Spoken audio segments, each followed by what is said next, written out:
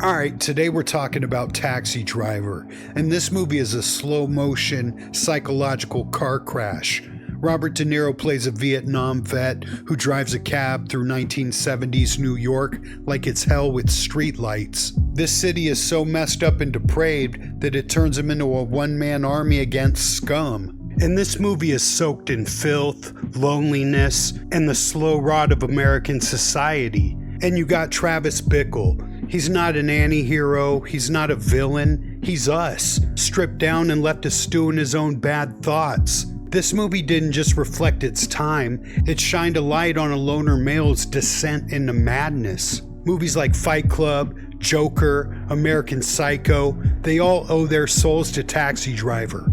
Travis Bickle was basically the beginning of the literally me character. Taxi Driver's more than just a movie, it's a goddamn psychological breakdown on screen. Starring a man who becomes so disassociated with reality, he treats the world like a battleground and everyone's a target. So Travis Bickle's this Vietnam vet who can't sleep.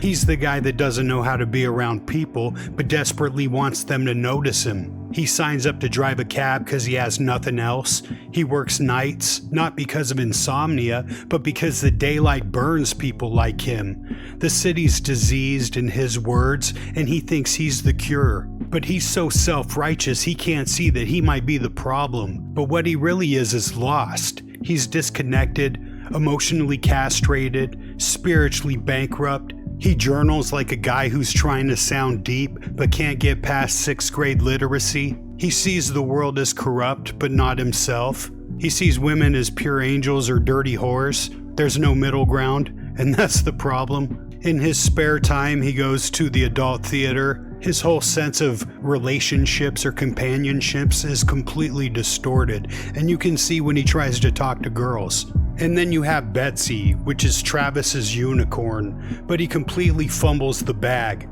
Betsy's this blonde, pure, angelic idea. He doesn't really want to get to know her. He just wants her to fulfill this savior fantasy he has in his mind, like she's going to come save him from his lonely existence. Travis treats her like this blonde vision of sanity in his psychotic dreamscape. She works for a political campaign. She has poise, posture, boundaries.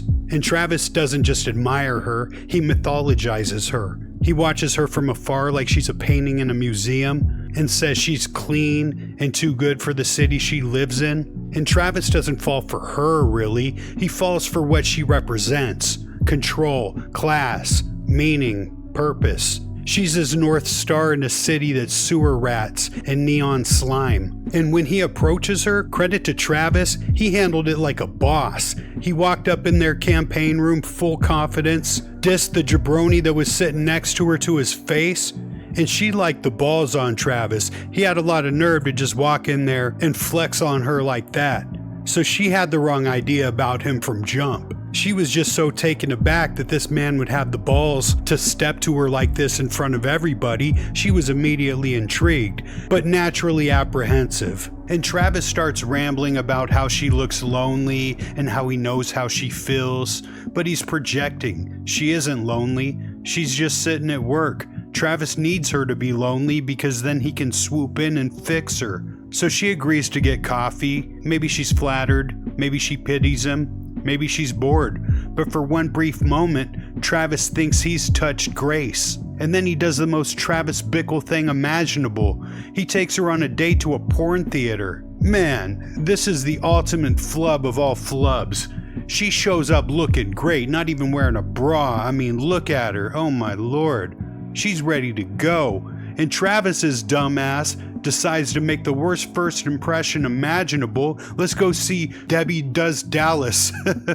Like a dumbass. And he doesn't think it's edgy or funny or even ironic. He's serious. Because Travis doesn't understand the difference between connection and transaction. He doesn't know how to read the room. He thinks, well, I go here all the time and I'm fine with it, so she'll be too. And that's not confidence, that's complete disassociation from reality. And Betsy storms out, obviously. And what does Travis do? He blames her. He leaves voicemails like a psycho ex, shows up at her office, lashes out at her coworker. It's not rejection he can't handle, it's the idea that his fantasy of her was never real in the first place. Travis wanted a goddess to save him. Betsy just wanted a normal human conversation. And when that fantasy collapses, he doesn't look inward, he goes violent. His obsession with saving Iris, the 12-year-old prostitute, is a direct reaction to blowing it with Betsy. It's him rebooting the same delusion, but now with even less consent and more blood. So yeah, he completely blows it with Betsy, but the scar of that rejection is what pushes him from simmering to boiling. That moment right there, that porno theater, that no thank you from someone out of his league, is the crack in the dam before the flood of violence. He didn't want to love Betsy, he wanted to own her.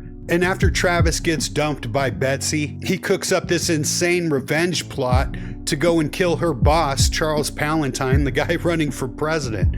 So Travis gets in good shape, stops eating bad food, stops drinking, working out every single day, shaves his head into a mohawk because now he's determined. But as soon as he gets the chance, he gets cold feet and realizes that plan isn't going to work, so he has to do something else to feel important. And enter Iris, played by Jodie Foster. Iris is a 12-year-old child prostitute working the midnight gutters of Travis's fever dream. She's barely out of childhood and already living in hell. And Travis sees her once, and she instantly becomes his new mission. But she's not a person to him either. She's a symbol. Travis blows it with Betsy, the adult, the woman with a job and a mind of her own, and after that humiliating crash and burn, he pivots. He goes from trying to date an angel to trying to rescue a child from Satan himself. But this isn't even about Iris, it's about him. Iris becomes his redemption fantasy, his second chance, because if he can't be loved by a woman, he'll become a martyr saving one from damnation. And maybe for a second there's a sliver of genuine concern, but even that is tainted, because Travis doesn't ask Iris what she wants, he doesn't listen, he decides, just like he did with Betsy, just like he does with everything. He goes full white knight with a death wish. He wants to be the guy who saves the girl, even if it means killing half the city to do it. And when he finally storms into the whorehouse, he shoots up the place and collapses in a bloody pile of bodies. He wins, sort of. He becomes a tabloid hero. Iris goes back to her parents. The papers call him a vigilante, a miracle, like it was all worth it. And I don't even know if any of that is true in the movie. I mean, he's kind of an unreliable narrator, so who knows what the hell is going on at this point. But in the end, he's the hero. He's the main character. And Iris was the final piece in his redemption story, a footnote in his ego resurrection. And the thing with Taxi Driver, it doesn't end when the credits roll. It leaked into the real world. It got under the skin of people who didn't just watch Travis Bickle, they became him. Or at least they thought they did. You got John Hinckley Jr. In 1981, he decided to shoot the President of the United States because he was obsessed with Jodie Foster's character in this movie. He saw Taxi Driver way too many times. He thought if he pulled off a high-profile assassination like Travis shooting Palantine, he figured Jodie Foster would be impressed. Let that cook for a second. He believed murdering the leader of the free world would make an Ivy League college student actress want to date him. That's not just delusion, that's cinema-induced psychosis. And Taxi Driver didn't make him do it, but it fed his sickness. It gave him a script. And Reagan survived, Hinckley went to a psychiatric hospital, and Jodie Foster had to live with the weight of someone shooting the president in her honor. And I think that guy got out not too long ago.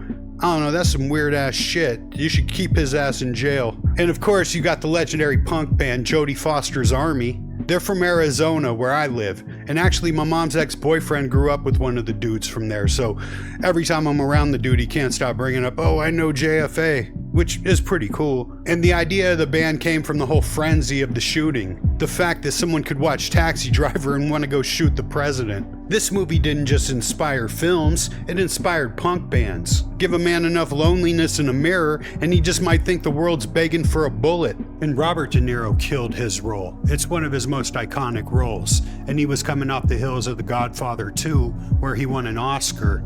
And he's a bit of a method actor, so he got a job as a cab driver for a while. And people were getting in the cab like, hey, aren't you the dude from Godfather? But this movie inspired hella movies. Honestly, The Joker is just a ripoff of this movie mixed with King of Comedy. Anytime I get the urge to want to watch The Joker, I just put on Taxi Driver and I'm more satisfied. The Joker is completely derivative of Taxi Driver. But this movie's pretty damn awesome, so I could see why. I first saw this movie when I was 15. My cousin told me about it first, and I couldn't believe it. 12-year-old prostitute? He tries to shoot the presidential candidate? Whoa, I gotta see this shit. And when I saw it, I couldn't believe it. This movie was so gritty and grimy. It looked like a 70s blaxploitation film, but it was by an award-winning director like Scorsese, the guy who made Goodfellas and Casino, and that was my frame of reference up to that point. And this was punk rock, and this movie is Martin Scorsese's love letter to isolation and urban decay. And it's starring a man who talks to the mirror because he has no one else to talk to. But this movie gave introverts redeeming qualities, even though Travis isn't necessarily a hero. He does have some cool parts to him that you can pick and choose from. Just leave out the parts that involve murder. But yeah, this movie's incredible. And if you haven't seen it, you should definitely check it out. A lot of people have visceral reactions to this movie though, so watch with caution. If you're not ready to go down these dark roads, then I don't know. But you should definitely check it out because I'm interested to hear your thoughts if you haven't seen it. And if you have, let me know what you think about it. Tell me some of your favorite scenes, your favorite lines. I mean, come on, everyone. This movie is known for one line. You talking to me? I'm the only one standing here. You talking to me? And I mean, it's got a lot of other good lines too. Buggers, skunk pussies, I should get organized. All women are the same, cold and distant. They should form a union. But yeah, man, tell me what else you'd like me to do, and I hope you enjoyed this, and I hope you have a good night. Be safe. Don't shoot the president. And God bless.